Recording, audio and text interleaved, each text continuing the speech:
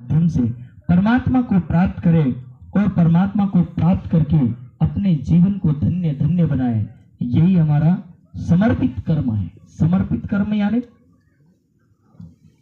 यदि कोई और व्यक्ति होता तो क्या करता, रिटायरमेंट के लिए पटाखे फोड़ता दबा करके, ठीक है, सांझ होते होते एक दारू की पार्टी रखता बढ़िया से टन टना के, ठीक है, नी बगड़े ही नहीं पर थोड़ा भगाड़वानो प्रयास कर लेता, ठीक है, जो नहीं पीने वाला वो भी थोड़ा कहता आज तो पार्टी है, थोड़ा बहुत तो ले ही लेते।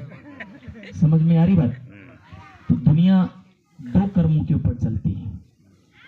जो गत वर्ष गया, जैसे आज का नया वर्ष ही है, आज फर्स्ट डे है, भारतीय संस्कृति का तो नहीं लेकिन विदेशी संस्कृति का है, लेकिन जब लग ही गया तो फिर मानना तो पड़ेगा ही, ठीक है, विदेशी हो चाहे भारतीय, लेकिन सबके दिमाग में एक बात तो होगी कि वर्ष बदल गया, जबकि हमारा वर्ष तो चैत्र के महीने में बदलता है। पर तो भी कहने का तात्पर्य कि दुनिया के अंदर दो प्रकार के कर्मों में यही कर्म दिखता है कि एक आध्यात्मिक कर्म है, यदि चाहते तो दूसरे वाले काम को भी कर सकते, लेकिन ये समर्पित कर्म क्यों है? समर्पित कर्म इसीलिए कि मैं अकेला नहीं, दुनिया को ये भी सुख प्राप्त हो। कौन सा सुख? ज्ञान का सुख प्राप्त हो। वरना रिटायरमेंट में दो ही कहानी होती है, एक तो नाच गाना बराबर कूदना, डीजे वीजे आना, ढम डू ढा डू होता है, उसी का नाम रिटायरमेंट लोग समझते हैं। लेकिन सेवानिवृत्ति का मतलब कि शांति पूर्वक उस सुख का आनंद लेना और आनंद लेके औरों को भी देना, आत्मा कल्याण भी जिसमें निहित हो और शरीर का कल्याण भी निहित हो, ऐसी दोनों विचारधारा को लेकर के चलना, और एक नहीं अनेक व्यक्तियों को सदमार्ग बताना। ज्ञान भी देना भी एक बड़ी बात है। मंच पर हम बैठ करके बोलते हैं, लेकिन उसको देने वाला तो वो व्यक्ति होता है, असली दाता तो वो होता है जो कार्यक्रम रख रहा है। हम तो केवल माध्यम बनते। क्यों असली दाता? क्योंकि उसके कार्यक्रम से अनेक लोगों को वो सुख प्राप्त होता है, और वो जो सुख प्राप्त होता है, कहा जाता है ना, कपड़े दिए जाएंगे तो हो सकता है एक वर्ष में फट जाएगा, रुपये दिए जाएंगे तो हो सकता है एक महीने में खर्च कर देगा, 2000-5000 रुपये यदि किसी को दे भी दिए तो महीने भर में पूरा हो जाएगा।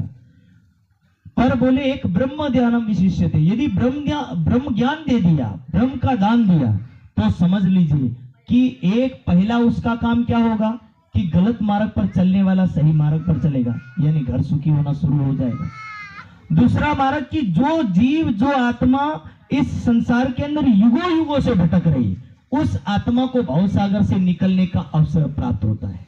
यानी ये भी एक बहुत बड़ा पुण्य रूपी कर्म है, और इसीलिए कहा जाता है कि युगों से भटकने वाले जीवों को, उन आत्माओं को यदि एक टाइम सही मार्गदर्शन और कुछ सुशब्द मिल गए, परमात्मा के ज्ञान के शब्द मिल गए, तो बोले ये एक महापुण्य है।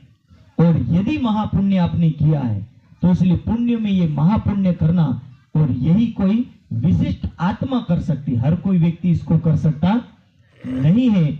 और इसीलिए हम निजानंद संप्रदाय के लोग हो, चाहे कोई भी भक्त लोग हो, जब भी धार्मिकता का कुछ काम होता है तो हमारे हर काम में हम परमात्मा, कोई भगवान को इन्वॉल्व करता है, कोई परमात्मा को इन्वॉल्व करके क्या करता है, ताकि शुभ कर्म हो, शुभ कर्म के साथ हर व्यक्ति को मार्गदर्शन प्राप्त हो, इनका आत्म कल्याण हो, और यही आत्म कल्याण उनको पुण्य का दिन है, और यही पुण्य दे रहे से, और यही पुण्य का समय है। तो ये कर्म हो गया समर्पित कर्म। तो यही हमारा समर्पित कर्म सबका हो, और इस कर्म को करते हुए सदा भक्ति में लगे रहे।